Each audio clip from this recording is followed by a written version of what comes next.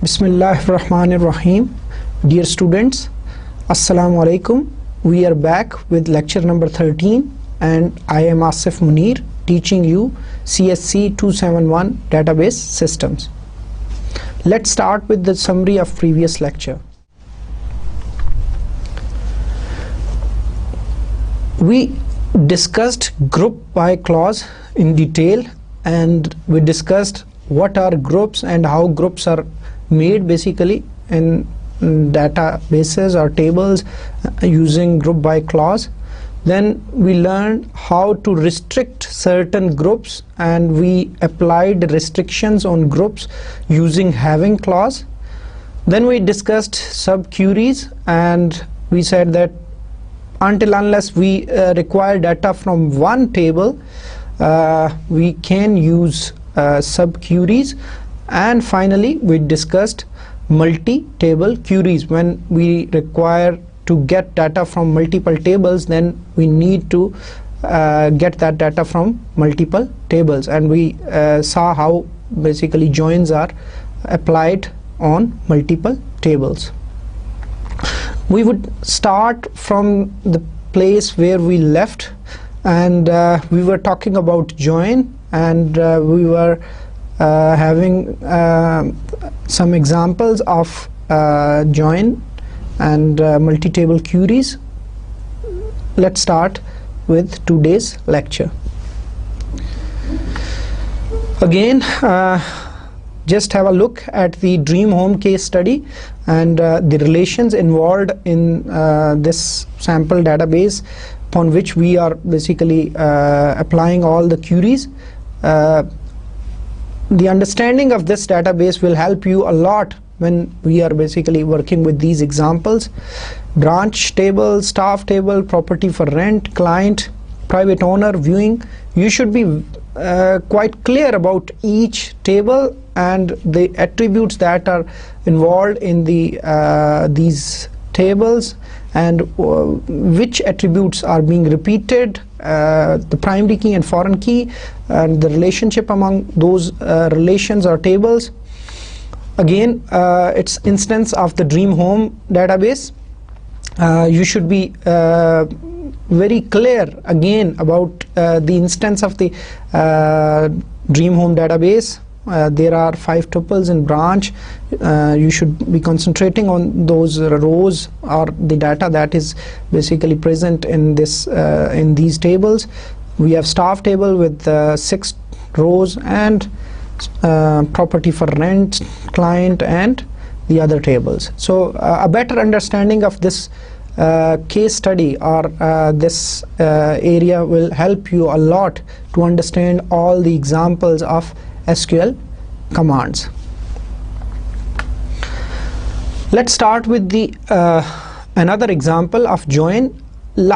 In our last lecture, the last query that we discussed, I hope you still remember, we were asked that for each branch list staff who manage properties and properties they manage. So we were asked how many properties are managed basically by which staff members. So we needed to display the details of those staff members who are managing certain properties.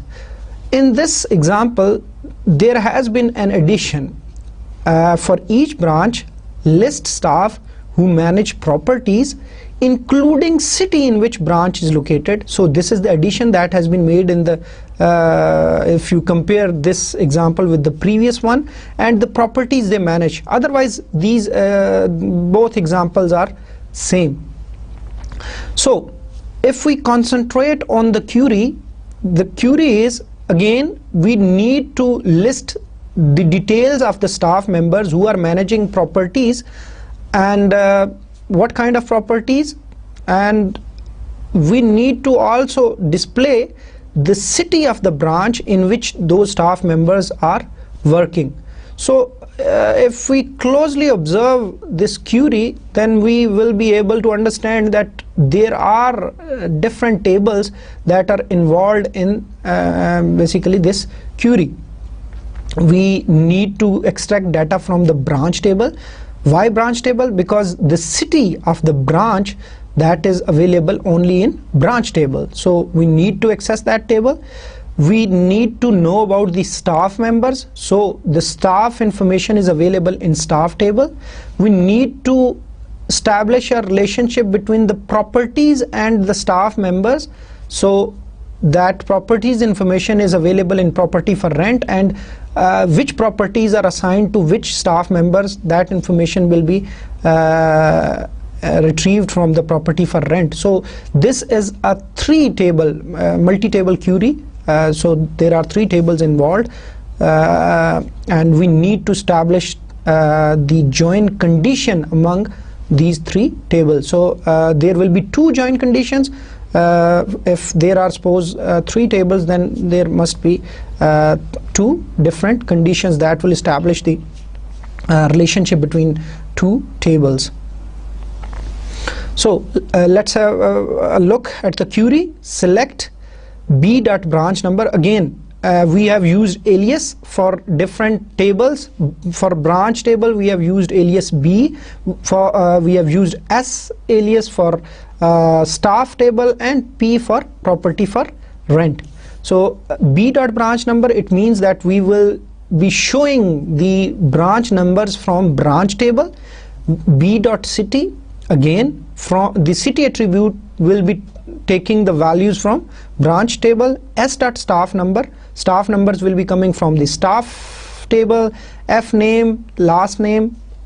So there is no confusion, because first name and last name is not basically included in the other table, so it will come from staff. Property number is again not ambiguous. Why basically we use alias? Because we need to avoid the ambiguity. If there are some columns or attributes that are present in two tables, then the DBMS will be confused that from which table or relation you want to access that particular attribute or column. So you need to identify that from which relation or table you will be accessing that particular column. So that's why we are using these alias here. Okay, that is the all information that we need to display in our result. Then we have from class, and we have three tables. We have branch, we have staff, and we have property for rent. Now after this from clause, we need to specify the join condition. So there is a basically a common attribute between staff and branch table. So branch number attribute is in branch table and staff number table. So we can specify this relationship in join condition, where b.branch number and equals to s.branch number. So this is the relationship that exists between the branch and the staff table. But we need to have another condition that was basically specified in the other query, or in the other statement, that we need to include the city. So that is established with this command, or you can say the sub portion or join condition, that b.branch number equals to s.branch number, and upon this join condition we can extract the information of the city for a particular branch. And now we need to specify that which staff members handle what kind of properties. So again there is and, a logical operator, and we specify s.staff number is equal to p.staff number. So the staff number value should be equal or same in both the attributes from staff and property for rent information, if we need to know that which staff members are handling which properties. Then finally we are basically sorting the result of this table with the help of order by clause, and there is a major key, sort key, that is branch number, and we have minor keys, staff number and property number, upon which the result will be sorted respectively.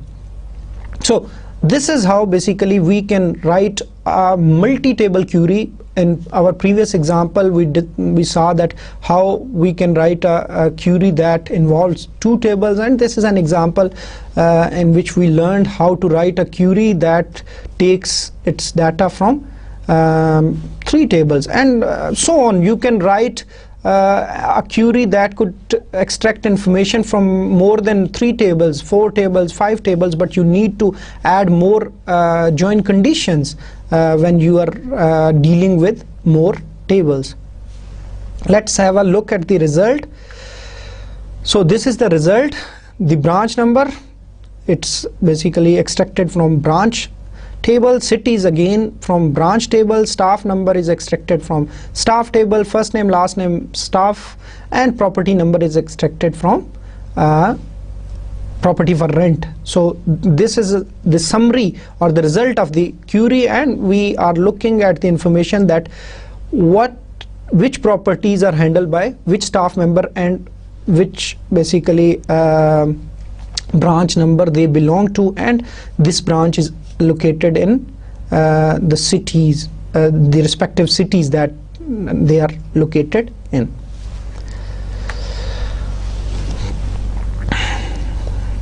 We could also be asked that suppose let's have another example that we are asked find number of properties handled by each staff member. So if we closely observe this query, we have been asked find number of properties. So number means you need to have an aggregate function, and that would be count, handled by each staff member. So each means you need to group upon the staff. So you need to group both on branch and staff. So if we look at the query, select s dot branch number comma s dot staff number. Okay, so first of all we grouped on the basis of branch, and it is quite possible that a staff member can handle more than one properties. So that's why we are looking at the properties that are managed by certain staff member, but that staff member will be working in a specific branch. Therefore we included both these attributes or columns. Then we are using an aggregate function count to count the properties that they manage as my count from staff s, and definitely it involves 2 tables. We need to extract information from the staff table, and we need to extract information from property for rent table, where s dot staff number equals to p dot staff number. This is the join condition that exists or that should be used to specify the relationship between these 2 tables. So as I told you in my previous lecture, that there always exists a one-to-many relationship when you are using join, a parent-child relationship, and the parent table is staff and the child relation is property for rent. So staff number is the primary key in the parent relation, and it is acting as a foreign key in the child relationship. And for one staff there could be many properties that are managed by that particular staff. So there exists a one-to-many relationship between these 2 relations, and that is the most common relationship that you will come across, and it will be most frequent one. Then you need to group by, as I discussed, because the query requires that we should be grouping the information on the basis of the branch and the staff basis. So we included both the non-aggregated function attributes in the group by clause. So again, group by can contain multiple attributes that are included in the select list. So group by s dot branch number comma s dot staff number, and finally we are sorting the result on the major sort key, that is branch number, and then the minor sort key staff number. So this query will produce a result that will basically group the on the basis of branch first, and then for each staff member in that particular branch and the number of properties that are handled by that particular staff member, and we will be sorting the result on the basis of branch number and staff number. So if we look at the example, so we have branch B003, again B003, because the grouping is not just only on branch, but it's on the combination branch plus staff number, right? So in branch B003 there are two employees, SG14 staff members, SG37.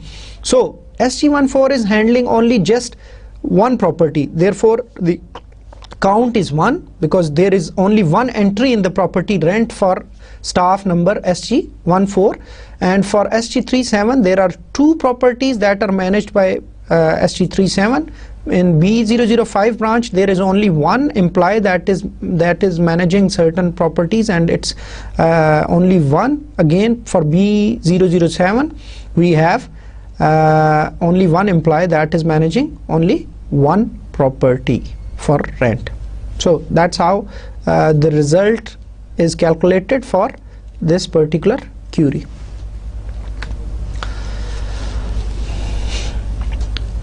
As I discussed in the relational algebra chapter, that join is a derived form of Cartesian product, and Cartesian product is one of the major operation that is involved in relational algebra.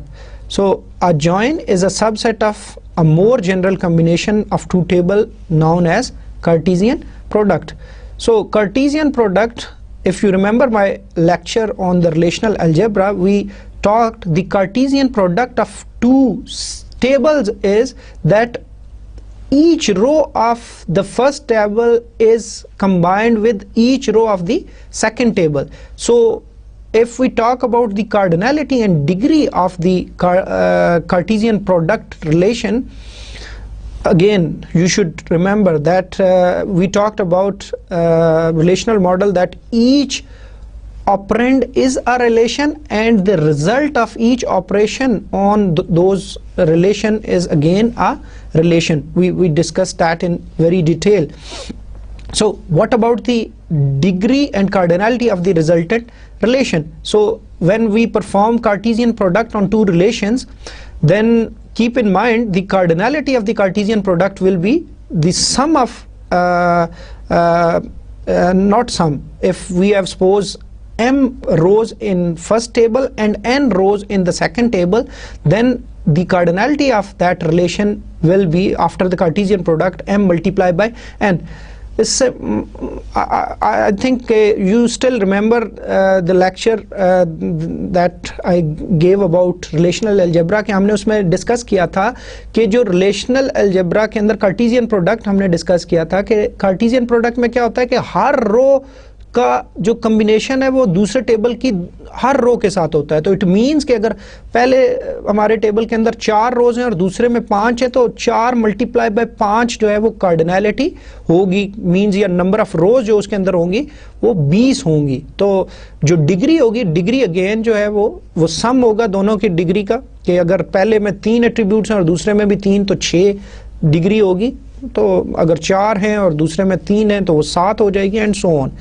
Keep in mind there is a special form provided in the ISO standard for the Cartesian product as well, कि अगर आप Cartesian product निकालना चाहें दो tables का तो वो भी आप बड़ी आसानी के साथ निकाल सकते हैं. लेकिन मतलब ये बहुत रेयर है कि आपको Cartesian product की ज़रूरत पड़े. लेकिन Cartesian product को थोड़ा सा इधर भी डिस्कस करना इसलिए ज़रूरी है कि यू शुड अंडरस्टैंड कि जी जॉइन बेसिकली वो कैसे काम करता है. तो अगर हम इसका देखें Cartesian product का जो फॉर्मेट है कि कैसे उसका क्यूरी कोई लिखी जाती है, तो हमें पता होना चाहिए कि Cartesian product हमेशा दो टेबल्स के ऊपर होगा.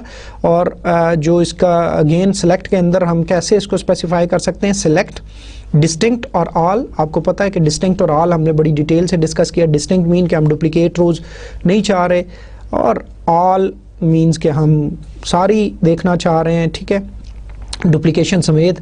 फिर आगे और ये ऑप्शनल है, हमने डिस्कस किया था। फिर हम करली ब्रेसेस के अंदर देखते हैं कि हमें या स्टैरिक देना है या कॉलम लिस्ट देनी है, कि हमने कौन कौन से कॉलम्स दिखाने, मतलब वो सारे दिखाने हैं हम, मतलब उस रिजल्ट में से भी सारे भी दिखा सकते हैं, कुछ नहीं भी दिखा सकते। फ्रॉम टेबल 1, और जो कीवर्ड है जो कि कार्टेशियन प्रोडक्ट को स्पेसिफाई करता है वो क्रॉस जॉइन का कीवर्ड है। तो कार्टेशियन प्रोडक्ट जब भी आपने परफॉर्म करना होगा तो you will use these keyword कि जी क्रॉस जॉइन आपने यूज़ करना है और उसके बाद दूसरे टेबल का नाम आएगा। तो मतलब इट्स वेरी इजी कि जी आप कैसे जो है वो इस कार्टेशियन प्रोडक्ट को एसक्यूएल के अंदर यूज़ कर सकते हैं।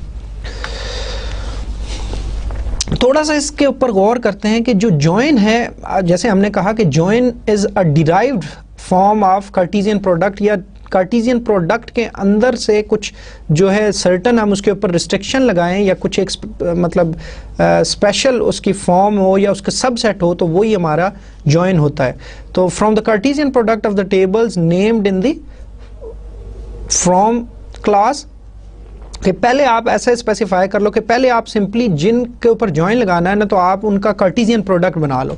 तो जो भी कार्टेशियन प्रोडक्ट में आएगा, अब if there is a where clause apply the search condition to each row of the product table. तो मतलब उस कार्टेशियन प्रोडक्ट के अंदर से आप क्या करो कि अब आप वो कंडीशन जो वेयर क्लॉज में मौजूद है उसको अप्लाई करो हर रो के ऊपर, और जो उस कंडीशन को फुलफिल करती है, सेटिस्फाई करती है, वो वाली रोज शामिल कर लो, बाकी सारी रोज आप निकाल दो। Those rows that satisfy the condition for each remaining row determine the value of each item in the select list. तो जो अब रोज आपकी सिलेक्ट हो गई हैं, जो सेटिस्फाई कर रही हैं वेयर के अंदर कंडीशन को, अब उनमें से सिर्फ वो वाले एट्रीब्यूट्स आप सिलेक्ट कर रहे हो जो आपने सिलेक्ट में स्पेसिफाई किए हो। तो हो सकता है आपने सारे सिलेक्ट में स्पेसिफाई किए हो सकता है आपने कुछ स्पेसिफिक किए हो। तो मतलब आप जॉइन का जो रिजल्ट है वो फिर इस तरह कैलकुलेट होता है।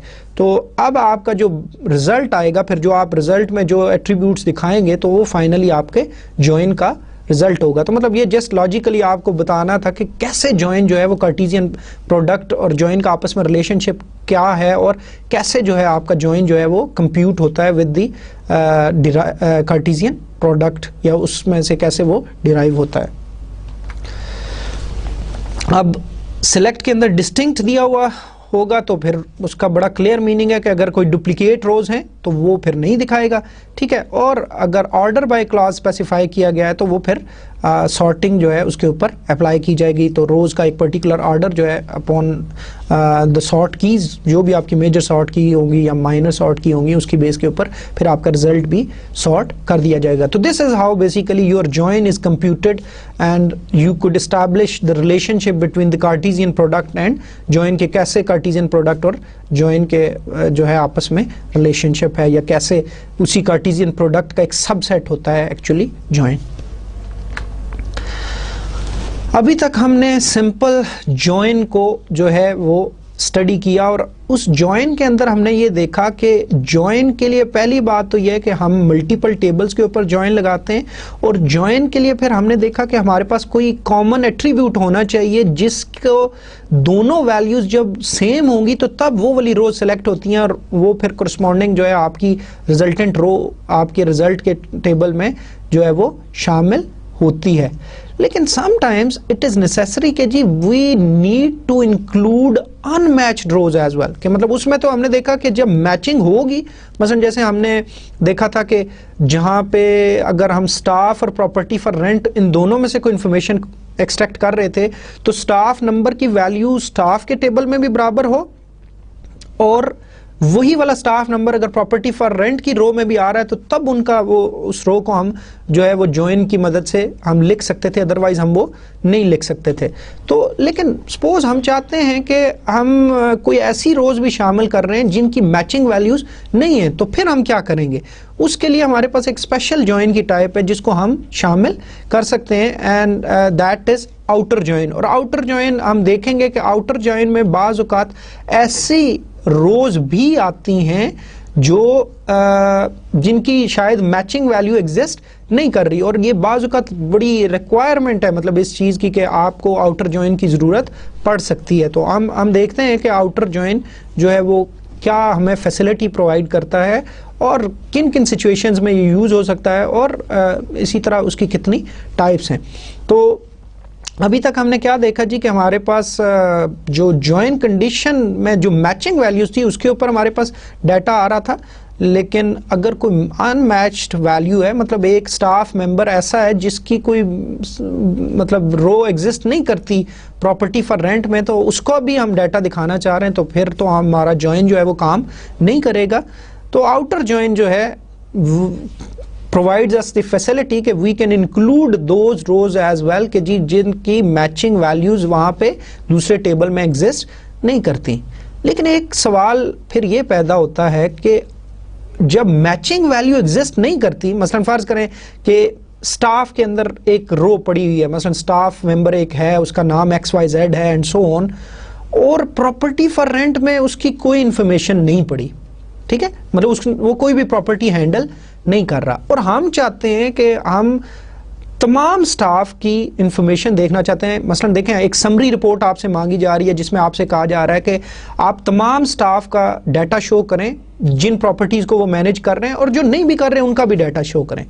तो फर्ज करें हमने कॉलम तो सिलेक्ट किए होंगे स्टाफ के टेबल में से भी, कि हमने कहा जी स्टाफ नंबर दिखाओ, फर्स्ट नेम दिखाओ, लास्ट नेम दिखाओ, स्टाफ की तमाम इंफॉर्मेशन दिखाओ, फिर प्रॉपर्टीज़ जिनको वो मैनेज कर रहे हैं उनकी भी इंफॉर्मेशन दिखाओ।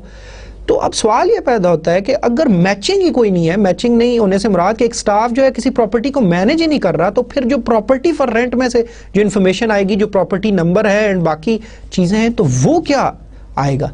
तो इस सूरत में फिर क्या होगा कि आउटर जॉइन जो है वहाँ पे वो क्या अप्लाई करता है, वहाँ पे नल जो है वो अपनी तरफ से वो लगा देता है। अगर कोई अनमैच्ड रोज आएंगी तो उनके लिए वो नल उन फील्ड्स में दे देगा, क्योंकि वो तो फील्ड एग्जिस्ट नहीं करती, लेकिन स्टिल हमें पता चल जाएगा कि ये ऐसे लोग हैं जो कोई भी प्रॉपर्टीज मैनेज नहीं कर रहे। तो इस किस्म की सिचुएशन में जॉइन जो है वो बड़ा हेल्पफुल होगा। अच्छा, अगर आउटर जॉइन को हम डिस्कस करें तो पहले थोड़ा सा इन टेबल्स को देख लें जो कि अगेन डिराइव्ड हैं ब्रांच और प्रॉपर्टी फॉर रेंट से, और हमने सिंप्लिसिटी के लिए, अपनी आसानी के लिए इनको ब्रांच 1 और प्रॉपर्टी फॉर रेंट 1 हमने इनको कह दिया, इनका नाम जो है वो स्पेसिफाई कर दिया।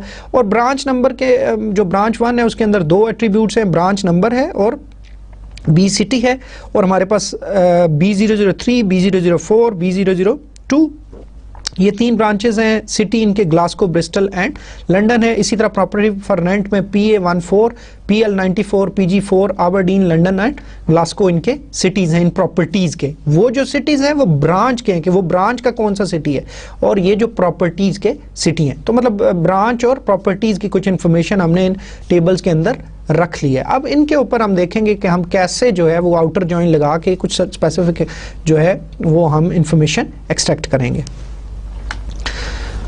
ओके, इन दोनों के ऊपर अगर जॉइन लगाया जाए, ठीक है, इन दोनों के ऊपर अगर जॉइन लगाया जाए, इनर जॉइन या सिंपल आप जॉइन जिसको कहते हैं, तो फिर क्या होगा। अब वो देखें कि कैसे लगाया जा सकता है। Select B dot asterisk. अब बी देखें किसको हम कह रहे हैं, ब्रांच 1 को बी कह रहे हैं, ठीक है। फ्रॉम के अंदर देखें ब्रांच 1 है और बी उसका एलियस है।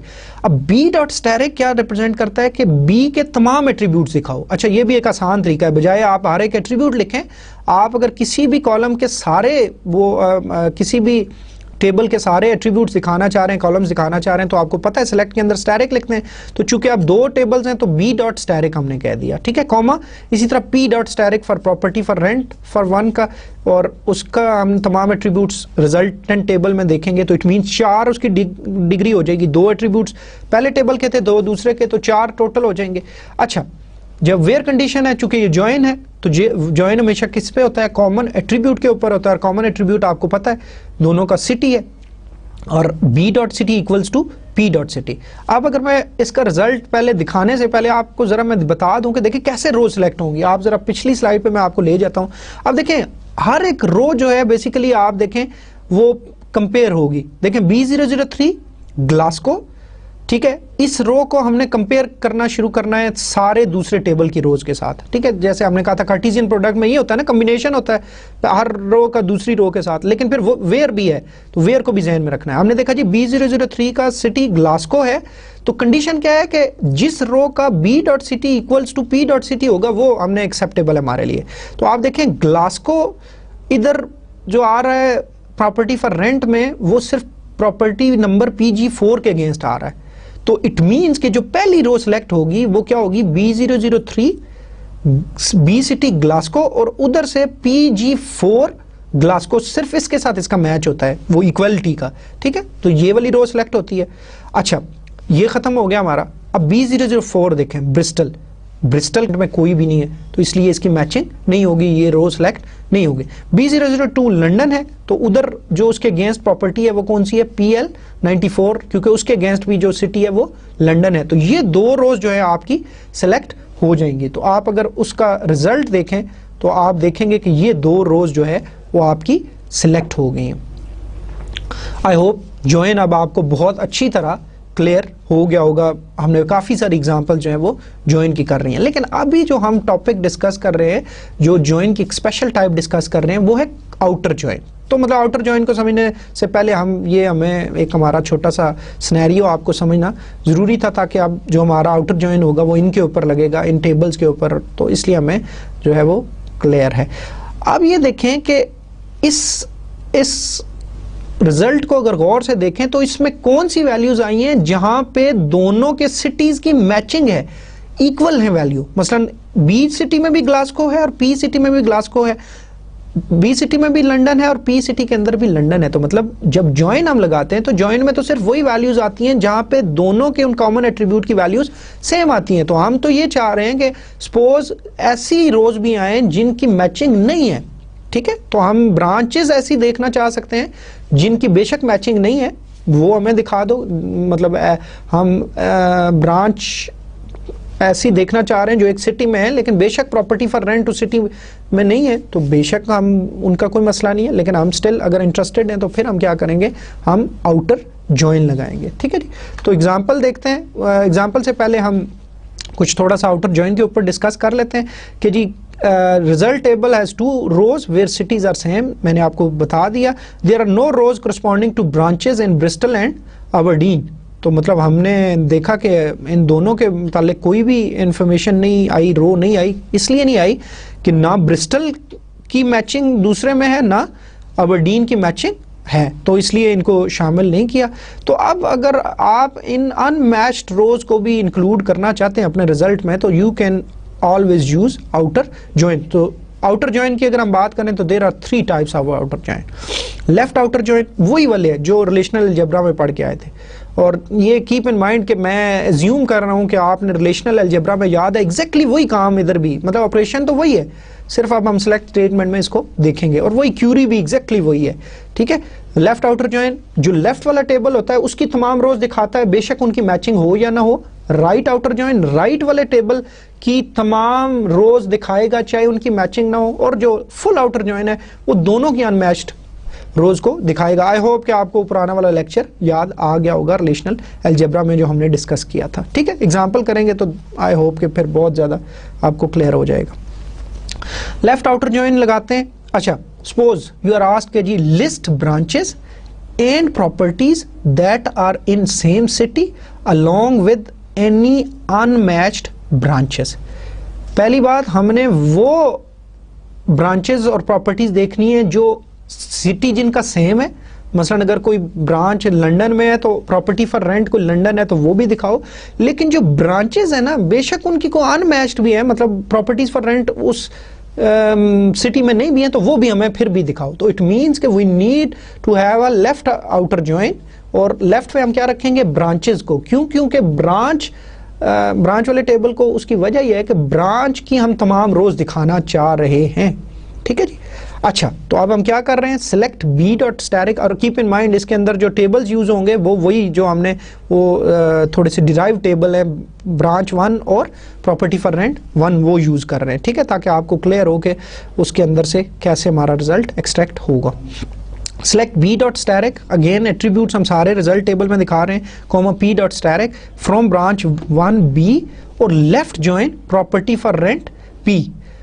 अच्छा, उसके बाद अब ये जॉइन का एक आपको मैंने बताया था अल्टरनेटिव ऑन, और ऑन के बाद हमने क्या लगा दिया, बी डॉट बी सिटी और equals to P dot p city. तो मतलब ये तो जॉइन की कंडीशन है, तो अगर मैचिंग होती है तो तब भी उस पर लगा दो, और अगर कोई अनमैच्ड आती हैं तो वो भी ब्रांच की जो है वो आपकी रोज नजर आएंगी। तो इसमें आप देखें कि ब्रांच की तमाम रोज आएंगी, लेकिन जो ब्रांचेस जिनकी मैचिंग नहीं है प्रॉपर्टी फॉर रेंट में, उनमें प्रॉपर्टी फॉर रेंट के जो एट्रीब्यूट्स हैं उनके लिए नल आ जाएगा, जैसे मैंने आपसे पहले डिस्कस किया। तो अगर इसके रिजल्ट को देखें तो इसमें देखें कि ब्रांचेस हमारे पास तीनों की तीनों थी, ठीक है, उस ब्रांच 1 के में तीनों ये दी हुई थी। तो B003 भी, B004 भी, B002 भी, ग्लासगो, ब्रिस्टल, लंदन। और आप देखें कि B004 जो ब्रिस्टल वाली ब्रांच है उसके लिए कोई भी प्रॉपर्टी फॉर रेंट ब्रिस्टल में नहीं थी, तो इसलिए आप देखें कि प्रॉपर्टी नंबर और P सिटी जो है उसके लिए क्या आ गया, नल आ गया। तो दैट्स वाई बेसिकली ये क्यों आया कि ये हमने आउटर जॉइन लगाया है। अच्छा जी, ये तो था लेफ्ट आउटर जॉइन।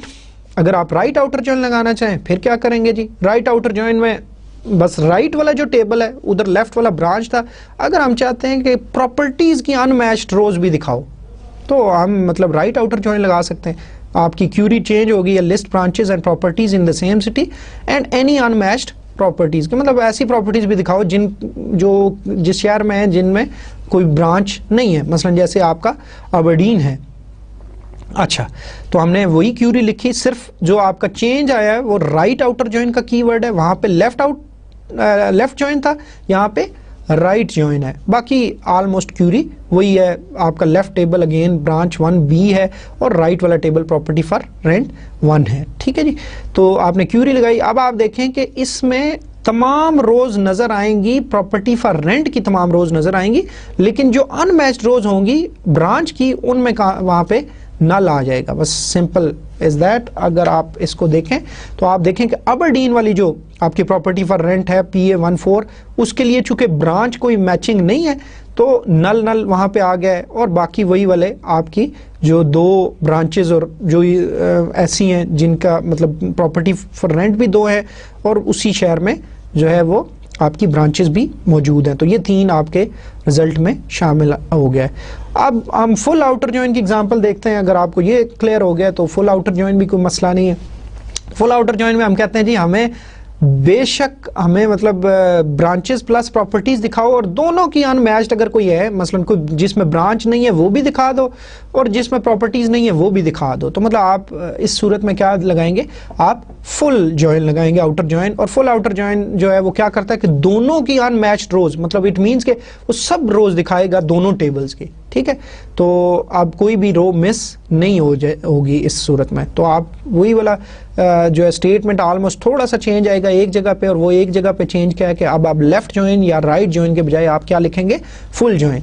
और फुल जॉइन की सूरत में आप देखेंगे कि आपकी जो है वो तमाम रोज आ जाएंगी, और इन रोज को अगर आप देखें तो आपकी तीनों प्रॉपर्टीज की इंफॉर्मेशन भी आ गई और तीनों ब्रांचेस की इंफॉर्मेशन भी आ गई है। तो कुछ तो मैचिंग थी वो तो आएंगी ही आएंगी, लेकिन आप देखते हैं कि जो पहली प्रॉपर्टी है पहली हमारी जो रो है PA14 अबरडीन वाली प्रॉपर्टी, उसके अगेंस्ट कोई ब्रांच नहीं थी, तो इसलिए ब्रांच वाली साइड पे उनकी जगह पे नल आ गया। जबकि जो हमारी ब्रांच B004 ब्रिस्टल में थी उसके लिए मतलब उसमें कोई प्रॉपर्टी फॉर रेंट नहीं था ब्रिस्टल का, तो उसके अगेंस्ट देखें कि प्रॉपर्टी की टेबल के लिए जो है या एट्रीब्यूट्स के लिए वहां पे नल आ गया। तो ये आपका फुल आउटर जॉइन है। तो आई होप कि आपको अंदाजा हो गया होगा कि आउटर जॉइन जो है हम किन सिचुएशंस में अप्लाई करते हैं, ताकि हमें अगर कोई मैचिंग नहीं भी होती तो अगर वो रोज भी हमने इंक्लूड करनी है। और एक चीज मैं आपको बता दूं, ये तो हम एक स्पेसिफिक सिनेरियो के साथ इसको डिस्कस कर रहे हैं, मतलब एक खास केस स्टडी के ऊपर। आप किसी भी मतलब आप देखें डेटाबेस, आप जब रियल लाइफ में काम करेंगे तो you could work on multiple projects, मतलब वो बहुत सारी ऑर्गेनाइजेशंस उनके हवाले से आप काम कर सकते हैं।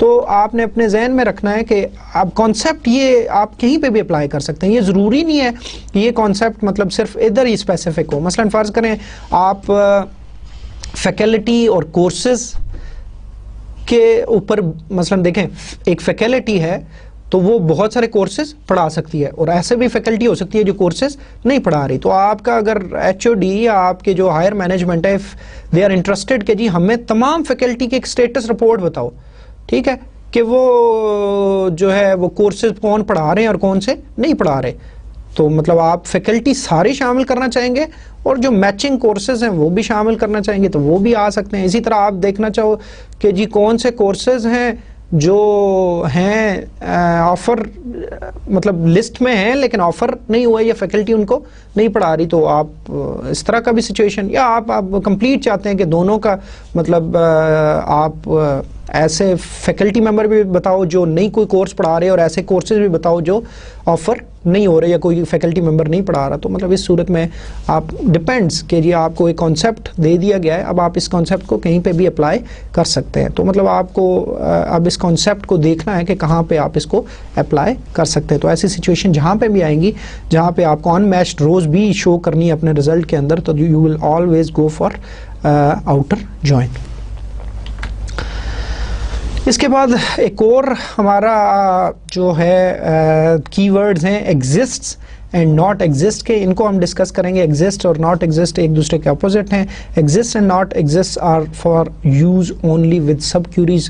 पहली इंपॉर्टेंट बात कि ये सब क्यूरीज के साथ इस्तेमाल होता है। और कीप इन माइंड कि अगर आपने वो जो लॉजिक वाला या वो आपने पढ़े हुए हैं, जिस तरह हमने लॉजिकल ऑपरेटर्स भी पढ़े थे, तो मतलब जो आपका रिजल्ट होता है या ट्रू हो सकता है या फॉल्स हो सकता है। इसी तरह मतलब ये भी एग्जिस्ट या नॉट एग्जिस्ट भी जो है ना, दे आइदर रिजल्ट इन ट्रू और फॉल्स। तो कोई भी इस किस्म की मतलब आपका जो रिजल्ट होता है वो ट्रू या फॉल्स की फॉर्म में होता है। True if and only if there exist at least one row in the result table return by the subquery. तो ट्रू कब होगा? जब कोई भी सब क्यूरी की एक या एक से ज़्यादा रोज वो एग्जिस्ट करें तो वो जो है वो ट्रू होगा, और फॉल्स होगा if subquery returns an empty result table. Not exist is the opposite of exist. हम एग्जांपल करेंगे तो I hope it's would be very clear to you. अच्छा, एक और चीज याद रखनी है कि एग्जिस्ट जो है वो सिर्फ चेक करता है एग्जिस्टेंस और नॉन एग्जिस्टेंस के लिए, कि मतलब इस तरह की कोई एक रो या ज्यादा रो एग्जिस्ट करती है या नहीं करती। जिस तरह मतलब सब क्यूरी में हमने पहले अभी तक देखा है कि हम कंपैरिजन में उसको यूज कर रहे थे, तो अगर हम एक एट्रीब्यूट है तो उसके अगेंस्ट एक एट्रीब्यूट सिलेक्ट में सब क्यूरी में हम यूज करते थे। लेकिन अब चूंकि जो एग्जिस्ट या नॉट एग्जिस्ट है वो तो उसकी या ट्रू रिटर्न करेगा या फॉल्स। तो जो उसकी सिलेक्ट लिस्ट है उसके अंदर एक से ज्यादा कॉलम्स आप सिलेक्ट करना चाहें तो आप कर लें। क्यों? क्योंकि हमने कोई कॉलम की वैल्यू नहीं दिखानी, हमने जस्ट वो जो रिजल्ट है एग्जिस्ट या नॉट एग्जिस्ट का वो तो ट्रू या फॉल्स की फॉर्म में। तो मतलब इसलिए इट मीन्स के आप सिलेक्ट के अंदर जो सब क्यूरी के अंदर सिलेक्ट है उसके अंदर मल्टीपल कॉलम्स भी आप इंक्लूड करना चाहें तो आप कर सकते हैं। मैं एग्जांपल आपको दिखाऊंगा तो इंशाल्लाह ये चीज़ आपको क्लियर हो जाएगी। इट इज़ जो इसका फॉर्म है कि किस फॉर्म में आप इसको यूज़ कर सकते हैं, तो हमेशा सब क्यूरी से पहले इसको यूज़ करेंगे एग्जिस्ट, और उसके बाद वो आपकी सब क्यूरी पैरेंथेसिस में आएगी। एग्जांपल देखते हैं तो इंशाल्लाह ये चीज़ क्लियर हो जाएगी। सपोज यू आर आस्क्ड कि जी find all staff who work in a London branch, right. आपसे पूछा गया है जी कि तमाम वो स्टाफ बताओ, उसकी इंफॉर्मेशन बताओ जो लंदन की ब्रांच में काम करते हैं। अगेन अब इसको अगर थोड़ा सा गौर करें तो पहली चीज़ ये कि हमें जो डाटा दिखाना है वो कहाँ से दिखाना है? स्टाफ के रिलेशन का दिखाना है। और दूसरी बात ये कि जो लंदन की ब्रांच में काम करते हैं, अब जो स्टाफ का रिलेशन है या टेबल है उसके अंदर हमारा जो एट्रीब्यूट है वो है ब्रांच नंबर। अब ब्रांच नंबर तो हमें सिर्फ ब्रांच नंबर बताता है, जो ब्रांच का सिटी है वो तो ब्रांच के टेबल में से मिलता है हमें। लेकिन ये है कि हम इन दोनों रिलेशंस को आपस में मैच कर सकते हैं ऑन द बेसिस ऑफ कि जहाँ दोनों की ब्रांच नंबर इक्वल हो, तो इट मीन्स कि वो उसी ब्रांच में काम कर रहा होगा। और हम देख लेंगे कि उस ब्रांच के टेबल में से अगर हम एक्सट्रैक्ट कर लें कि इस लंदन वाली ब्रांच कौन सी है, तो वो ब्रांच नंबर हम उधर यूज करवा लें स्टाफ में, तो हमारा मसला हल हो जाएगा। तो हम देखते हैं कि इसको आपने होपफुली कोई इसमें इतना मसला नहीं है। अब देखें, हमने कहा जी select staff number first name last name position from staff S where. अब पहले हमने क्या किया था आपको याद होगा, वेयर में हमने क्या कहा था? Where branch number equals to select और branch number from branch where S dot branch number equals to B dot branch number and city equals to London. तो मतलब इसी किस्म की हमने क्यूरी लिखी थी। तो हम इसको अब इस तरह भी लिख सकते हैं कि वेयर एग्जिस्ट और आगे हमने सब क्यूरी लगा दी। अब देखें, एग्जिस्ट हमने डिस्कस किया कि exist will either return true और फॉल्स। तो जिस रो के लिए मतलब आप देखें कुछ रोज होंगी जिनके लिए ट्रू भी रिटर्न कर सकता है, कुछ के लिए फॉल्स, तो जिनके लिए ट्रू रिटर्न करेगा वो रोज सिलेक्ट होती जाएंगी स्टाफ के रिलेशन में से, और जिनके लिए फॉल्स करेगा तो वो रोज सिलेक्ट नहीं होंगी।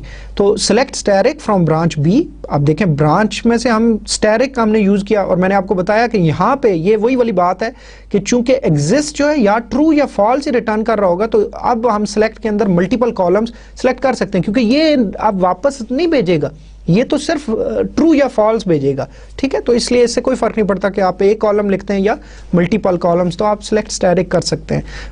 और कंडीशन आपकी बड़ी क्लियर है कि जहां पे स्टाफ का ब्रांच नंबर और जो ब्रांच का ब्रांच नंबर है वो इक्वल हो, और सिटी जो है दूसरी इंपॉर्टेंट बात कि वो लंदन हो।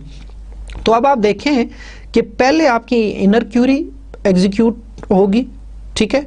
अब देखें इनर क्यूरी मसलन फर्ज करें जी कि ब्रांच के लिए आपने देखा जी कि ऊपर से एक रो है स्टाफ की ऐसी, उसका ब्रांच नंबर आपने देख लिया और उनको कंपेयर किया कि वो ब्रांच के ब्रांच नंबर के इक्वल है, प्लस सिटी उसका लंदन है, तो वो वाली रो मैच कर जाएगी। मतलब जितनी भी लंदन वाली ब्रांच मसलन जो भी नंबर है, तो वो वाला उधर अगर है स्टाफ का, तो वो ब्रांच नंबर वो वाली रो सिलेक्ट हो जाएगी। तो this is how basically your result will be calculated. तो इसमें सिर्फ वही वाले स्टाफ मेंबर्स आएंगे जिनकी ब्रांच नंबर वो वाली है जिसका सिटी जो है वो लंदन है। तो इसका रिजल्ट देखें तो दो ही ऐसे लोग हैं जो SL21 SL41 जो कि जो उस ब्रांच में काम करते हैं जिसका सिटी लंदन है। तो this is how the result is calculated. अच्छा, अब एक चीज आप जहन में रखें कि अगर हमने search condition S dot branch number equal to B dot branch number इसमें ना दी होती तो फिर क्या होता?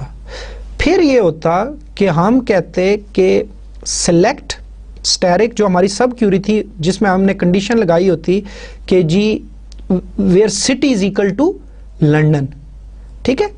तो ब्रांच के अंदर एक रो तो है ना, एक ऐसा ब्रांच है जिसके लिए आपका सिटी लंदन है, तो अगर हम उसको कंपेयर ना कर रहे होते इक्वालिटी के लिए, तो फिर आपकी स्टाफ की तमाम रोज रिजल्ट में सिलेक्ट हो जाती। क्यों सिलेक्ट हो जाती?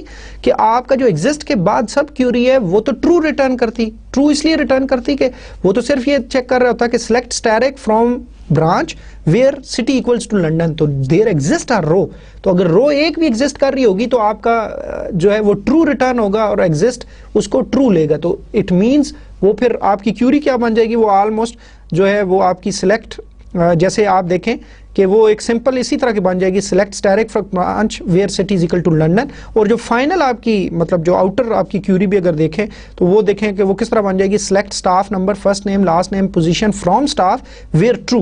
वेयर ट्रू मींस कि हर रो के लिए वो ट्रू ही है, तो फिर आपकी तमाम रोज जो है वो आपकी सिलेक्ट हो जाती है। लेकिन जब हम वो कंडीशन लगा देते हैं कि S dot branch number equals to B dot branch number and city is equal to London, तो फिर वो इस चीज को भी इंश्योर करता है कि दोनों स्टाफ का ब्रांच नंबर और ब्रांच का ब्रांच नंबर जब इक्वल हैं, मींस कि वो दोनों की एक ही है, तो फिर वो वाला बंदा सिलेक्ट होगा, हर कोई सिलेक्ट नहीं होगा। तो मतलब इसका बड़ा इंपॉर्टेंस है कि आपको पता होना चाहिए कि अगर आप ये इंक्लूड करेंगे तो क्या होगा और अगर नहीं इंक्लूड करते तो फिर क्या होगा। अच्छा, जैसे मैंने पहले भी डिस्कस किया कि बहुत सारी एसक्यूएल स्टेटमेंट्स जो हैं वो मल्टीपल वेज में लिखी जा सकती हैं। तो इसी जो है आप जो क्यूरी जो हमने एग्जिस्ट के थ्रू लिखी है इसको हम सिंपल जॉइन के थ्रू भी लिख सकते हैं। It's very simple, select staff number first name last name position from staff S comma branch B where S dot branch number equals to B dot branch number and city is equal to London. तो same result will be return, कोई इसमें मसला नहीं है। I hope कि ये कोई इसमें ऐसी मुश्किल बात नहीं है। तो मतलब आप चाहे एग्जिस्ट यूज कर लें चाहे आप जॉइन यूज कर लें, दोनों की सूरत में ये मतलब एक ही रिजल्ट रिटर्न करेगी। अगली जो चीजें हैं अगेन जो रिलेशनल अलजेब्रा में हमने इनको बड़ी डिटेल के साथ डिस्कस किया था, ये वही वाली चीजें हैं, हम इनको फिर देखेंगे यूनियन, इंटरसेक्ट और डिफरेंस को।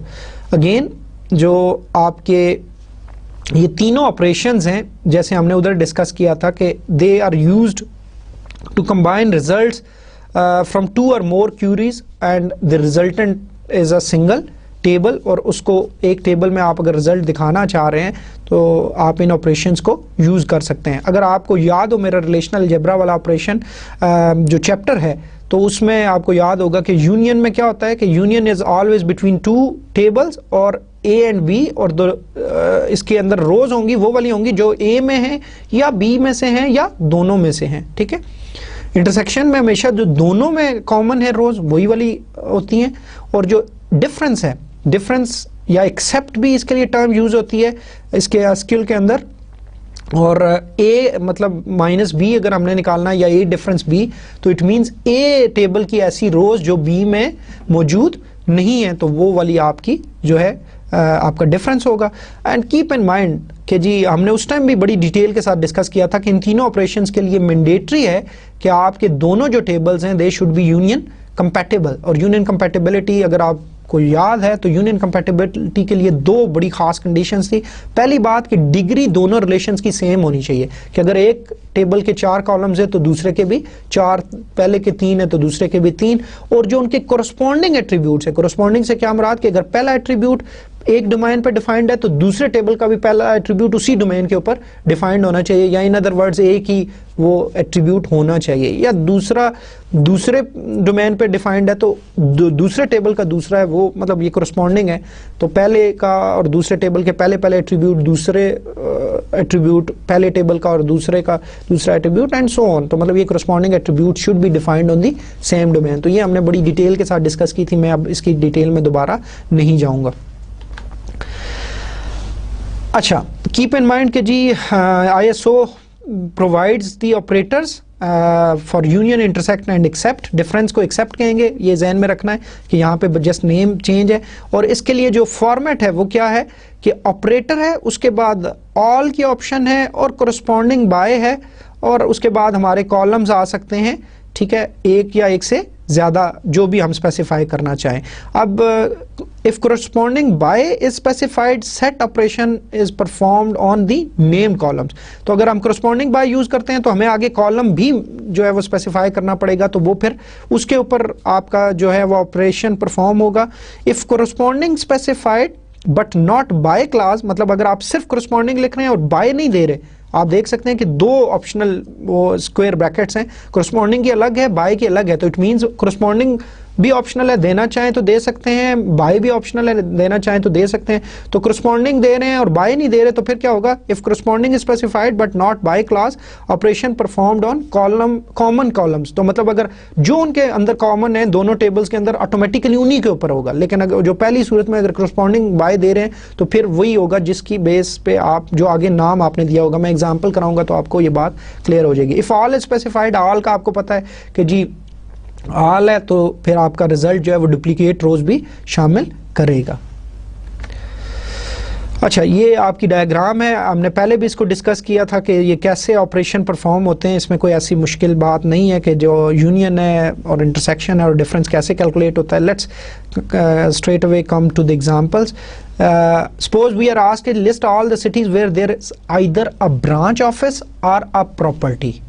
और अब पहली बात जहन में रख लें कि दोनों टेबल्स को यूनियन कंपैटिबल बनाना है, तो यूनियन कंपैटिबल बनाने के लिए हमने सिर्फ सिटी दोनों से सिलेक्ट कर लिया, ठीक है। अच्छा, वी आर इंटरेस्टेड कि जी where there is either a branch, चाहे कोई ब्रांच है या चाहे कोई प्रॉपर्टी है, हमें वो सिटीज दिखाओ। तो पहली बात देखें, अब ब्रांच का टेबल है और प्रॉपर्टी फॉर रेंट का टेबल है, तो हमने कहा जी select city from branch where city is not null, जहां सिटी की वैल्यू में कुछ ना कुछ है। और दूसरी हमारी सब क्यूरी है, जो हमारी स्टेटमेंट है वो है select city from property for rent where city is not null, और इनके दरमियान यूनियन हमने लगा दिया है, ठीक है। तो आप पहले इनका अलग अलग इन जो पैरेंथेसिस में क्यूरीज है इनको एग्जीक्यूट कर रहे हैं, आपको वो तमाम सिटीज मिल जाएंगे, ठीक है। इसी तरह जो प्रॉपर्टी फॉर रेंट में से भी सिटीज मिल जाएंगे, और फिर आप इनका यूनियन निकाल के देख लें तो उसमें जो डुप्लीकेट होंगे वो एक दफ़ा आएंगे, बाकी जो है वो सारे आपका रिजल्ट शो हो जाएगा। अब इसी क्यूरी को इस तरह भी लिख सकते हैं, ठीक है, जैसे मैंने बताया था कि आप कोरस्पॉन्डिंग बाय भी यूज़ कर सकते हैं। तो आप जब एक फ़र्क इसमें देख लें कि जब आपने यूनियन का कीवर्ड यूज़ किया तो आपको स्पेसिफाई करने पड़े हैं सेलेक्ट के अंदर वो एट्रीब्यूट, तो उनके यूनियन कंपैटिबिलिटी बनाने के लिए। लेकिन जब आप ये नहीं स्पेसिफाई कर रहे तो आप सेलेक्ट स्टैटिक कर सकते हैं, लेकिन जो रिजल्ट आएगा वो सिर्फ देखें कोरस्पॉन्डिंग बाय के बाद जो आपका सिटी है उसके ऊपर आएगा। तो it means you don't need to make it union compatible, वो ऑटोमेटिकली फिर उसी के ऊपर जो कॉमन आपका सिटी है उसी के ऊपर वो रिजल्ट दिखाएगा। तो मतलब इसी क्यूरी को इस तरह भी लिख सकते हैं, select static from branch where city is not null union corresponding by, और अब देखिए सिटी आ गया तो इट मींस कि अब जो रिजल्ट टेबल आएगा वो सिर्फ, या जो आपकी यूनियन है वो सिर्फ सिटी के ऊपर अप्लाई होगा। और select static from property for rent where city is not null, otherwise मतलब ये क्यूरी सेम है। अब इसका रिजल्ट अगर देखना चाहें तो आप देख सकते हैं कि इसमें जो आपके 4 सिटीज आ जाएंगे, लंदन, ग्लासगो, अबरडीन, ब्रिस्टल, ठीक है जी। तो ये आपकी जो डुप्लीकेट रोज हैं वो एक दफा नजर आएंगी आपको। सपोज अगर आपसे कहा जाता है list all the cities where there is both a branch office and a property, it means के सिर्फ वो सिटी दिखाने हैं जहां पे आपकी ब्रांच ऑफिस भी है प्लस प्रॉपर्टी फॉर रेंट भी है। तो it means we are talking about intersect operation कि जी जो दोनों में कॉमन है। तो मतलब सबसे पहली बात यह है कि आप बेहतर यह है कि ये जो पहले पैरेंथेसिस के अंदर क्यूरीज लिखी है ना, ये आप ज़रा पहले इनके रिजल्ट्स लिख लें अपने सामने। आप मतलब ब्रांच के अंदर से सिटी सारे सिलेक्ट कर लो, और जो प्रॉपर्टी फॉर रेंट है उसके अंदर से भी सिटी सिलेक्ट कर लो, और फिर आप इनके ऊपर इनमें से वो खुद ही आपको नज़र आ जाएगा कि कौन से कॉमन है और कौन से कॉमन नहीं है। तो इंटरसेक्ट में अब क्या होगा कि जो दोनों में कॉमन है वही वाले आएंगे। अब इसी को हम दूसरे अंदाज में भी वो कोरस्पॉन्डिंग बाय की क्यूरी मतलब इसी को लिख सकते हैं। कोरस्पॉन्डिंग बाय में फ़र्क आपको मैंने बता दिया कि आप सिलेक्ट स्टैटिक कर सकते हैं, वहाँ पे हमें फिर वो वही वाले एट्रीब्यूट सिलेक्ट करने थे, अब हम सिलेक्ट स्टैटिक कर रहे हैं, और जो कोरस्पॉन्डिंग बाय में हमने एट्रीब्यूट दिया उसका रिजल्ट आएगा सिर्फ रिजल्ट में, ठीक है। तो select static from property for rent, तो जो रिजल्ट आएगा उसमें अब जो दोनों में कॉमन है, तो आप देखते हैं कि आपके जो अबरडीन, ग्लासगो और लंदन है, ये ऐसे 3 शहर हैं जहाँ पे तीनों जो हैं ये आपके जो दोनों चीज़ें प्रॉपर्टी फॉर रेंट भी है और आपकी जो है वो ब्रांच ऑफिस भी यहाँ पे एग्जिस्ट करता है। अच्छा, अब इसी क्यूरी को आप इस तरह भी लिख सकते हैं, ठीक है, कि मतलब आप ज्वाइन या एग्जिस्ट को भी यूज़ करके, मतलब जैसे मैंने बताया कि एसक्यूएल की एक खास बात ये भी है कि बहुत सारी क्यूरीज को आप मल्टीपल वेज में लिख सकते हो।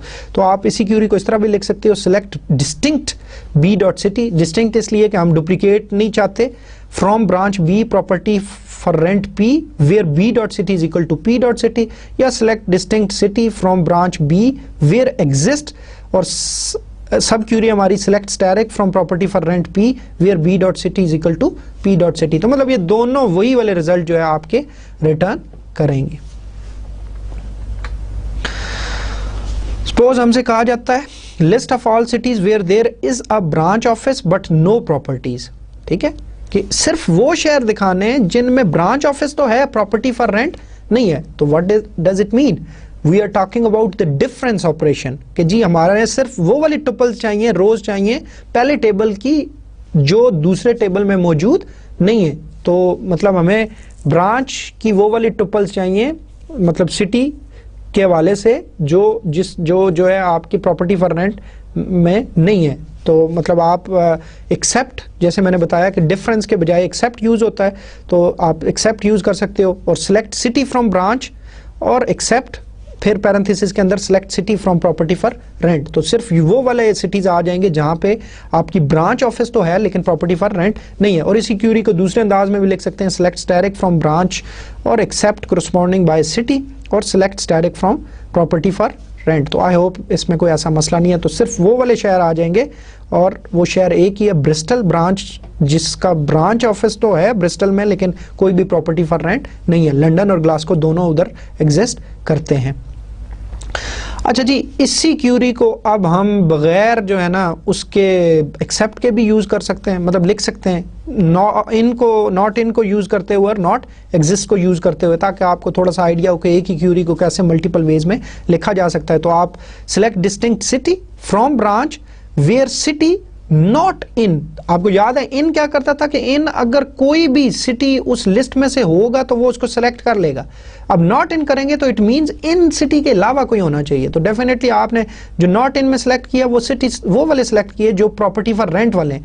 तो इट मींस जो प्रॉपर्टी फॉर रेंट वाले सिटीज हैं वो तो नहीं, जो मैच ना हो वो वाले सेलेक्ट हो जाएंगे। तो ब्रिस्टल ही एक वाहिद होगा जो उसमें सेलेक्ट होगा। और इसी तरह आप देखें जो इसकी दूसरी फॉर्म है, select distinct city from branch B where not exist, और select static from property for rent P, और where B dot city is equal to P dot city. तो मतलब सिर्फ ब्रिस्टल वाला एक ऐसा है जिसके लिए ये फॉल्स रिटर्न होगा, और डेफिनेटली फिर ब्रिस्टल जो है आपका जो है वो रिजल्ट में डिस्प्ले हो जाएगा।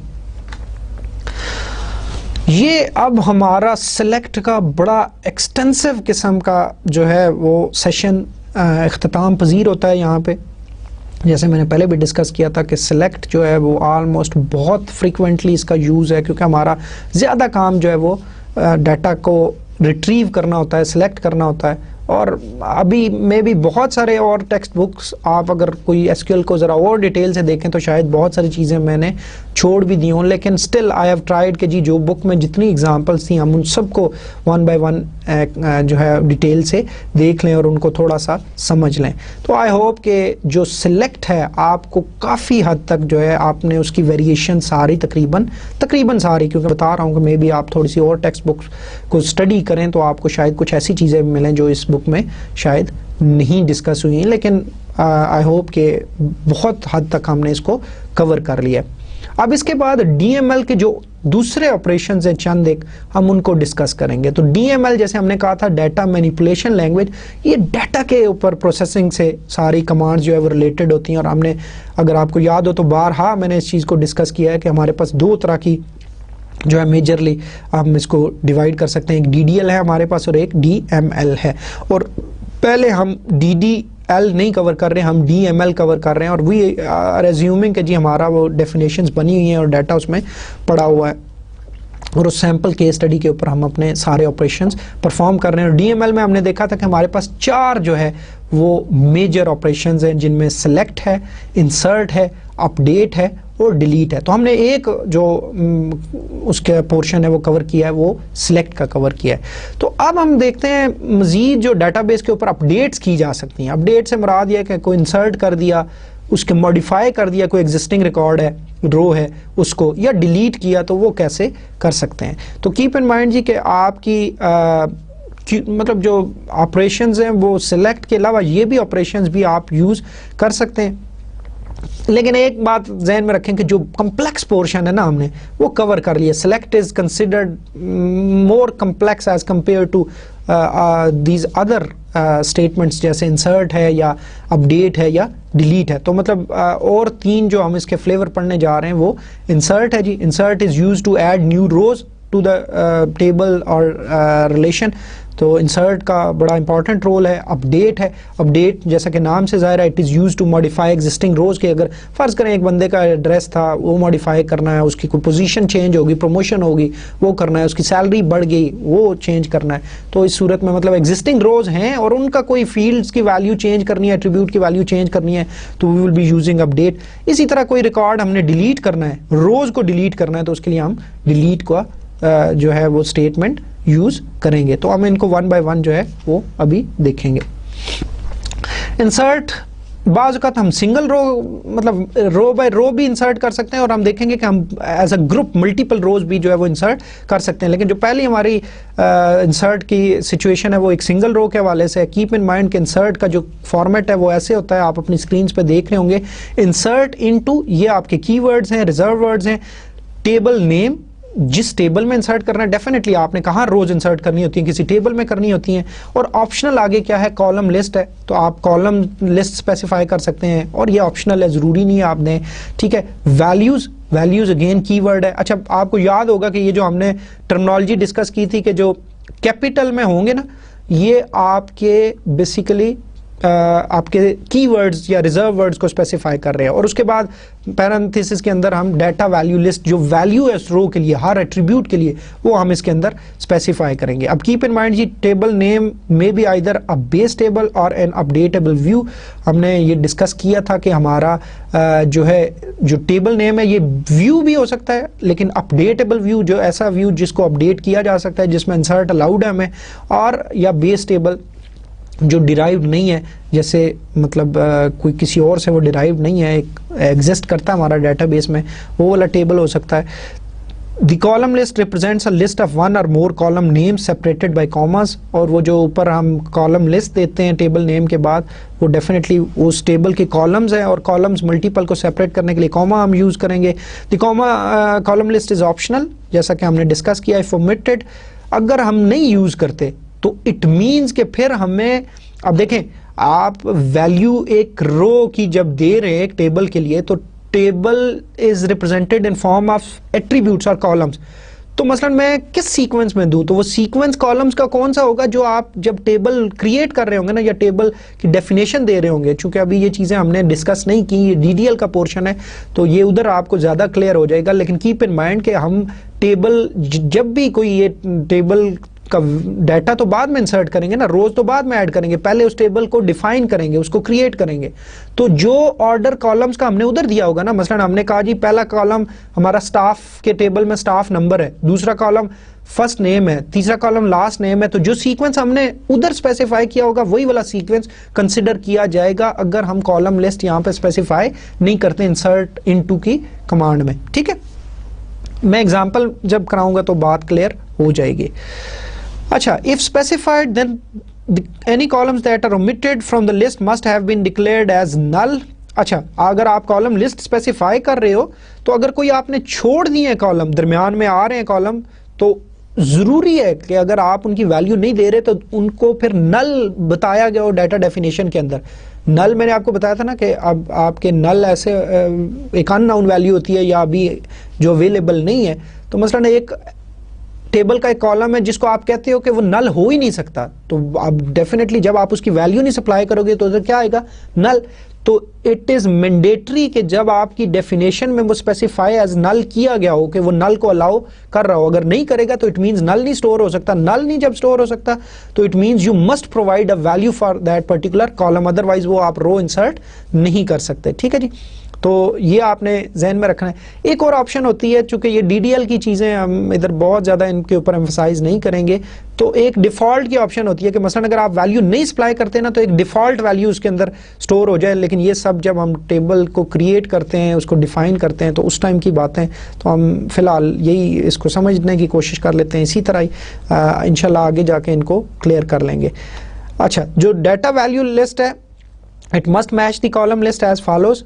क्या मतलब जी कि जो डाटा वैल्यूज देते हैं हम, वो कॉलम लिस्ट को किस तरह मैच करनी चाहिए कि जितनी डाटा वैल्यू की लिस्ट दी है, मसलन आपने 4 चीज़ें वैल्यू दी एट्रीब्यूट्स की, तो इट मींस ऊपर आपके कॉलम लिस्ट भी 4 ही होने चाहिए। तो मतलब उन दोनों की the number of items in each list must be the same, कि अगर 4 ऊपर कॉलम दिए हैं तो नीचे 4 ही वैल्यूज होनी चाहिए। There must be a direct correspondence in the position of items in the two list, के मीन्स के जो पहली वैल्यूज के अंदर, जो लिस्ट के अंदर जो पहली वैल्यू है, that should be corresponding to the first column, दूसरी वाली दूसरे कॉलम को, तीसरी वाले तीसरे कॉलम को, एंड सो ऑन। और तीसरी इंपॉर्टेंट बात कि the data type of each item in the data value list must be compatible with the data type of the corresponding column. तो अगर फर्स्ट आपका कॉलम स्टाफ नंबर था तो पहला जो वैल्यू है वो स्टाफ नंबर की होनी चाहिए, और अगर उसकी डाटा टाइप कैरेक्टर थी तो नीचे वाले की भी कैरेक्टर में ही होने चाहिए। तो मतलब अगर डेट है तो डेट होनी चाहिए उस एट्रीब्यूट कॉलम की।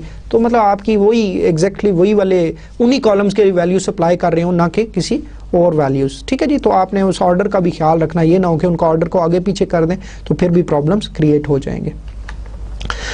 इंसर्ट बहुत सिंपल है, कोई इसमें परेशानी की बात नहीं है। इंसर्ट की एक एग्जांपल देखते हैं कि एक नई रो है और ये उसका डाटा है, तो आप इस तरह इंसर्ट कर सकते हैं। अब इसमें आप गौर से देखें कि हम तमाम एट्रीब्यूट्स के लिए डाटा सप्लाई कर रहे हैं, इसलिए हमने इंसर्ट इनटू स्टाफ टेबल के नाम के बाद हमने कॉलम लिस्ट नहीं लिखी।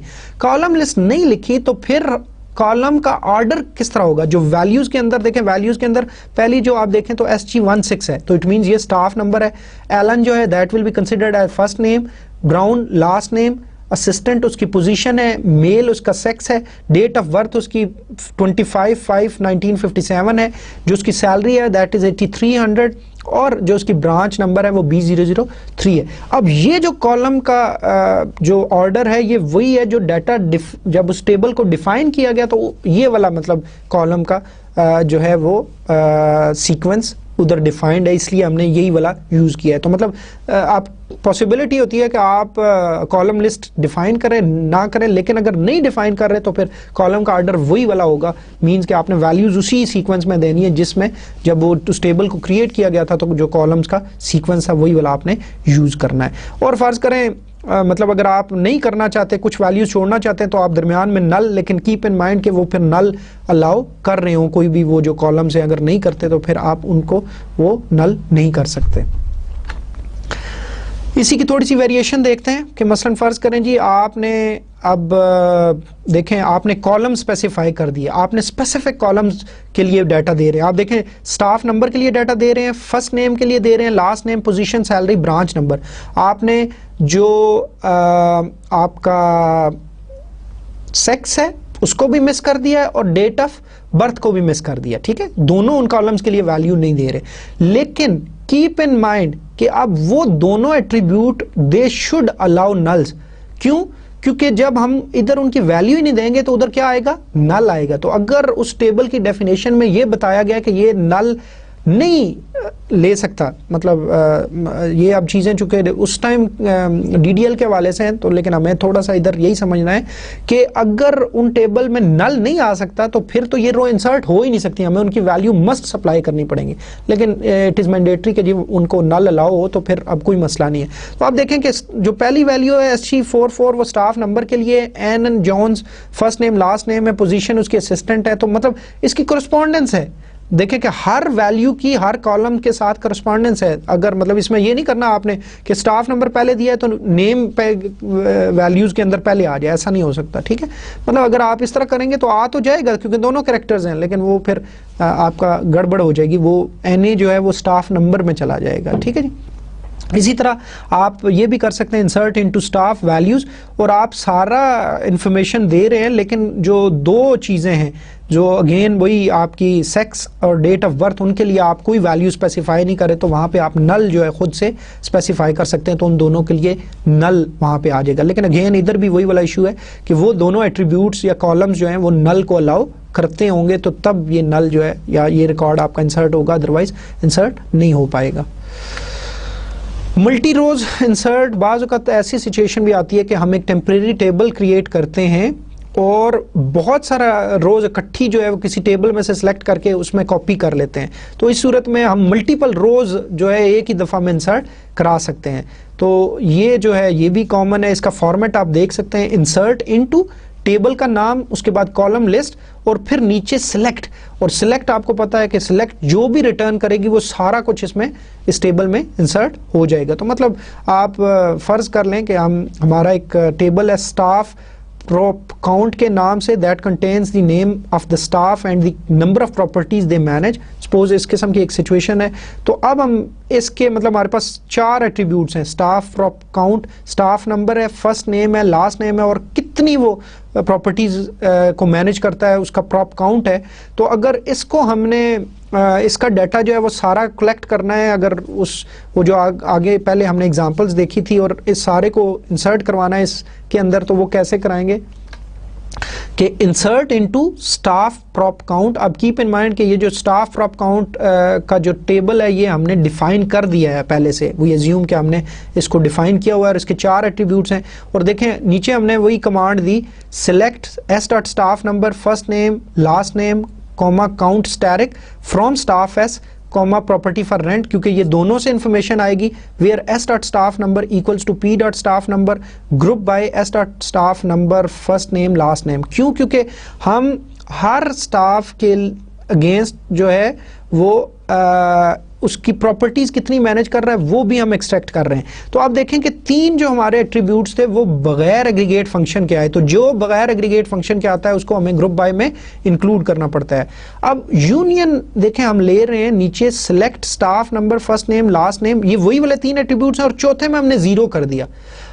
From staff where staff number not in select distinct staff number from property for rent. अब ये जो नीचे वाली हमारी यूनियन के बाद वाला पोर्शन है ये उन स्टाफ मेंबर्स के लिए है जो कोई भी प्रॉपर्टीज मैनेज नहीं कर रहे। तो मतलब अगर हम उनकी भी डिटेल दिखाना चाहें तो फिर हमें ये करना पड़ेगा, अदरवाइज अगर सिर्फ ऊपर वाला पोर्शन लिखेंगे तो सिर्फ वो वाले स्टाफ मेंबर्स इंक्लूड होंगे जो कुछ प्रॉपर्टीज मैनेज कर रहे हैं। लेकिन हमें तो सारे लोगों का मतलब एक वो स्टेटस रिपोर्ट सी बनानी है कि हर स्टाफ मेंबर उसकी डिटेल प्लस वो कितनी प्रॉपर्टीज मैनेज कर रहा है। तो ये जो नीचे वाला यूनियन के बाद पोर्शन है आपका, ये उन लोगों के लिए है जो बेसिकली कोई भी 0 प्रॉपर्टीज मैनेज कर रहे हैं। तो इसीलिए काउंट वाला जो हमारा उसके अगेंस्ट है, इसमें हमने खुद से 0 एक कांस्टेंट यूज कर लिया कि उनकी प्रॉपर्टीज जो वो मैनेज कर रहे होंगे वो 0 होंगे। तो ये हमारे जो है इस तरह बेसिकली हम ये तमाम जो है लोगों को, अब इसमें मल्टीपल रोज रिटर्न होंगी इस यूनियन के ऑपरेशन के बाद, और ये सारी की सारी ऑटोमेटिकली उस स्टाफ प्रॉप काउंट के टेबल में इंसर्ट हो जाएंगी। तो इसका अब रिजल्ट देखें तो ये रिजल्ट आएगा जैसे SG14 है ये 1 प्रॉपर्टी मैनेज कर रहा है, जैसे SG37 है ये 2 कर रहा है, SL21 कोई भी नहीं कर रहा है, इसीलिए इसका 0 वो जो कांस्टेंट है। अब कीप इन माइंड कि अगर हम यूनियन के बाद वाला हिस्सा जो है वो अगर छोड़ दें तो इसमें ये जो 0 के साथ आ रहे हैं जो लोग प्रॉपर्टीज कोई भी मैनेज नहीं कर रहे फिर ये डिस्प्ले नहीं होंगे। तो इनको भी अगर दिखाना है तो इनके लिए हमने वो वाला पोर्शन और यूनियन इसीलिए किया कि जो दोनों में हैं वो आ जाए। इसके बाद जी हमारा ऑपरेशन है अपडेट का। अपडेट जैसे मैंने पहले भी डिस्कस किया था कि suppose you want to update मतलब a certain value for an attribute किसी ऑलरेडी एग्जिस्टिंग रिकॉर्ड की, तो उसके लिए आप अपडेट की कमांड यूज़ करेंगे।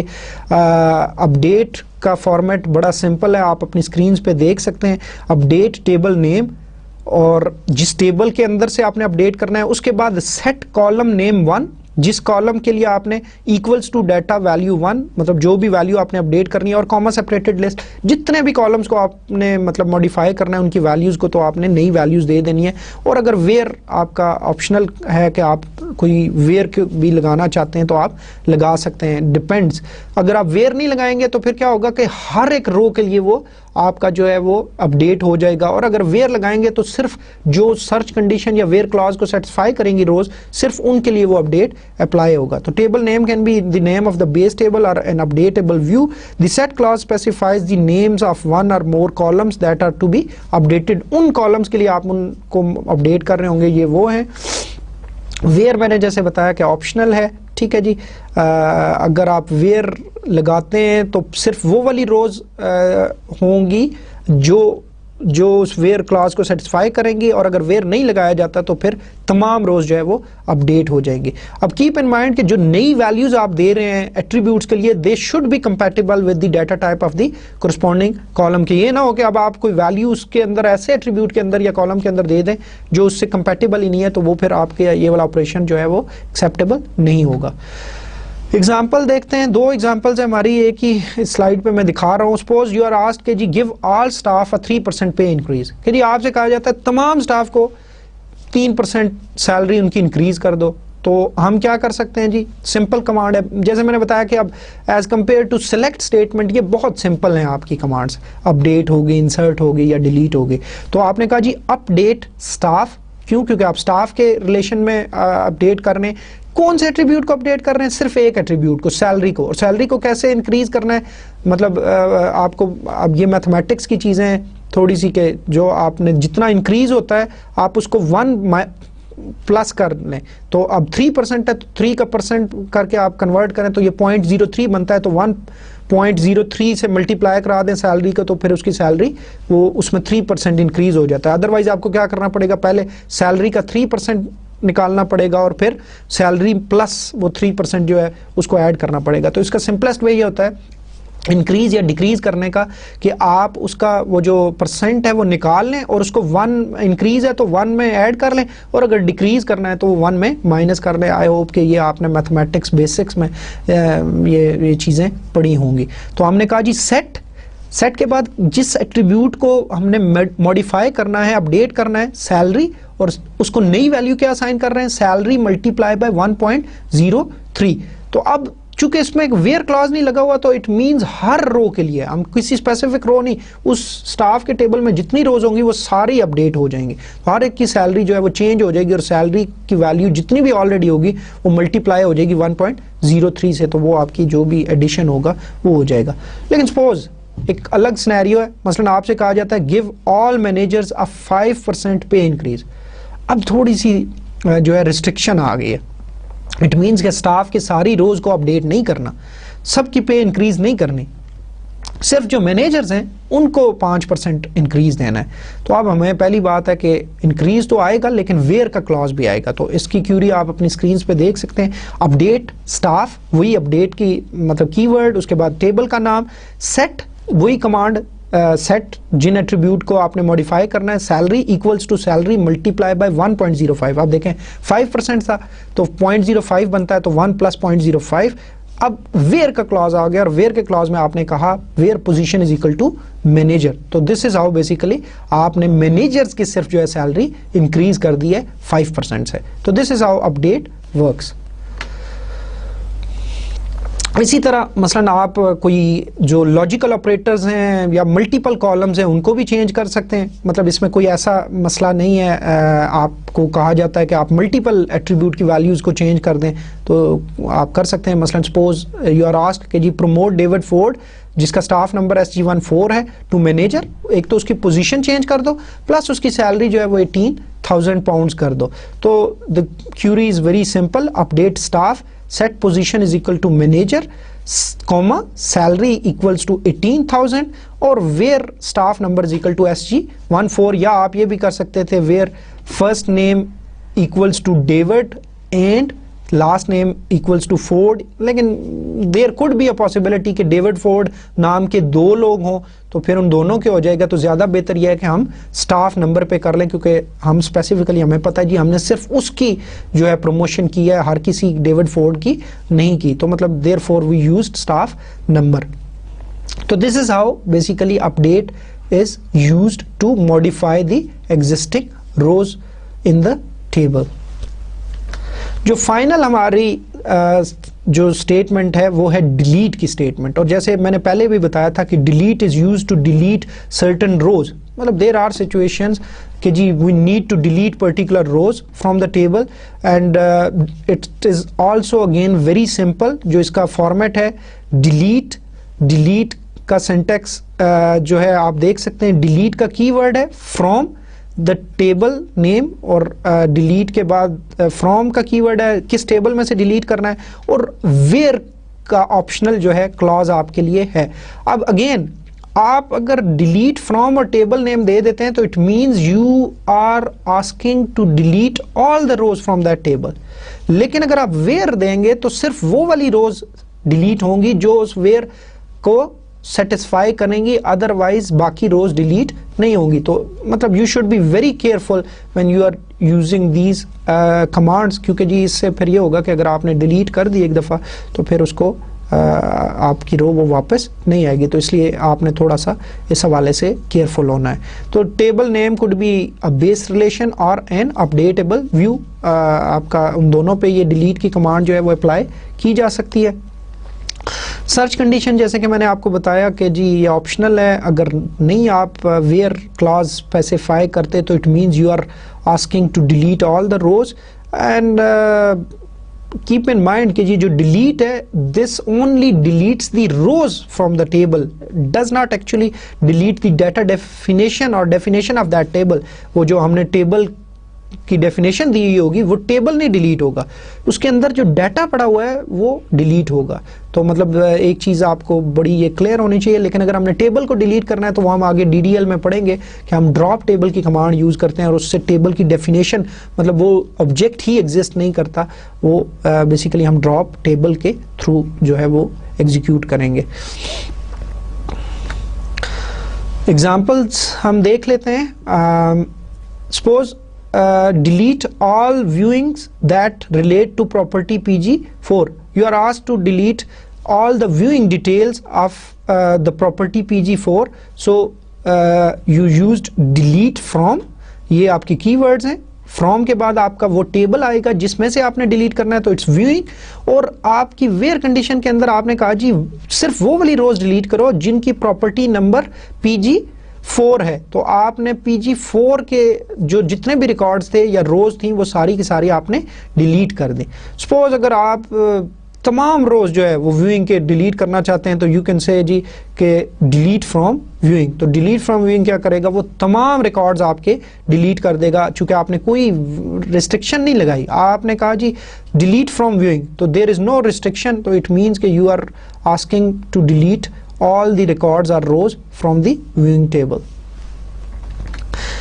That's it. This is our chapter number 5 and it is basically again ये हमारा यहाँ पे ये चैप्टर ख़त्म हो गया है. ये हमारा चैप्टर था SQL डाटा मैनिपुलेशन या DML जो है. बेसिकली हमने बड़ी कम्प्रीहेंसिव और बड़ी डिटेल में जो है इसको स्टडी किया. आई होप कि मतलब मैंने जैसे कहा था कि ये बड़ा इंटरेस्टिंग है इस हवाले से कि आपको कुछ प्रैक्टिकल एस्पेक्ट्स, चूँकि अब आपने काम करना शुरू कर दिया है तो it would be very interesting for you कि आप इन कमांड्स को अप्लाई करके देखें.